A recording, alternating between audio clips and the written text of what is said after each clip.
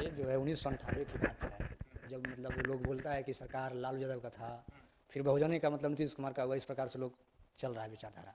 लेकिन हम पहला एक फोकस करते हैं, नज़र डालते हैं 1998 के चुनाव पर, जिस समय बीजेपी को 25.59% वोट आया था और कांग्रेस को 25.82% मतलब वोट आया था।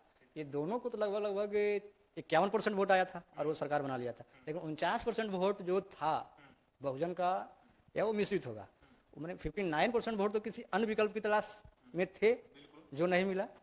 इस पर आपका क्या विचार है? Thank you. Give me this opportunity to tell something about BJP and Congress. Congress and BJP is the one of the same party.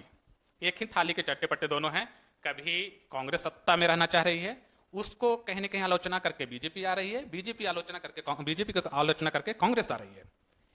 तो आपका कहना था कि 1998 में 25% वोट लाके कांग्रेस सत्ता में आ रही है, 25% मान लेते हैं वोट बीजेपी को गया, ठीक है, यानी कि दोनों को ऐड करें तो 50%, और 50% जनता किसी न किसी तीसरे पार्टी की तरफ रुख किया है। यानी 50% पूरे भारतीय लोगों को इंतजार है कि कोई तीसरी पार्टी आए और हमारे लोकतंत्र, हमारे देश, हमारे गरीब, मजदूर, किसान, बेरोजगार के बारे में सोचे, ठीक है। तो जनता को समझना है कि जब जनता 50% से ज्यादा वोट तीसरे ऑप्शन को ढूंढ रही है, तो सबसे पहले तो आप जैसे युवा हैं या हमारे कुछ युवा नेता हैं, जैसे तेजस्वी यादव हो गए, अखिलेश यादव हो गए, आपको राजस्थान में सचिन पायलट हो गए, ये सब युवा नेता हैं, राघव चड्ढा वगैरह हो गए। तो इन लोग को सोचना चाहिए कि 50% जो वोट, जो मेरा कैडर वोट है, मैं उसके बारे में सोचूं, ठीक है। और जब ये 50% के बारे में, अधिकार हक के बारे में बात करेंगे, शिक्षा, स्वास्थ्य, रोजगार के बारे में बात करेंगे या देने की कोशिश करेंगे, जब ये पहल सकारात्मक रूप से दिखेगा, तो 50% जनता तीसरे जो पार्टी को खड़ा करेगी, तो कहीं न कहीं आने वाले 100 साल वो राज करेगी।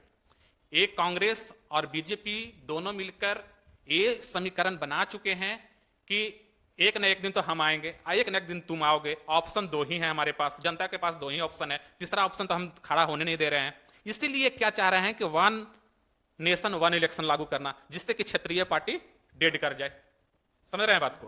क्षेत्रीय पार्टी को सबसे ज्यादा यदि नुकसान पहुंचाने की कोशिश कर रहा है तो बीजेपी वाले लोग कर रहे हैं। उसको पता है, वो दूरदर्शी सोच का थोड़ा, माने कि कहते हैं कि पैरासिटिक माइंड टाइप का उसका सोच रहता है कि ऐसा काम करो कि दो ऑप्शन के अलावा जनता के पास तीसरा, चौथा, पांचवा ऑप्शन रहे नहीं।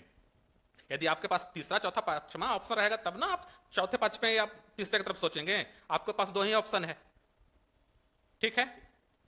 नोटा आपको पास ऑप्शन दिया गया है, तो बहुत सारी जनता को दिमाग में रहता है कि मैं अपना वोट क्यों बर्बाद करूं।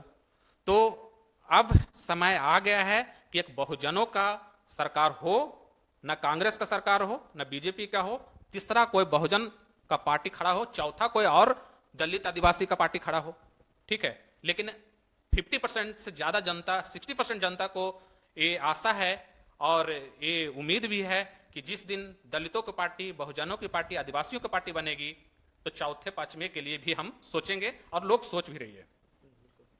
आम आदमी पार्टी पर क्या विचार है? तीसरा विकल्प तो हो सकती है। देखिए सुशील जी, आम आदमी पार्टी तो कहीं न कहीं कुछ सकारात्मक रूप से काम किया है।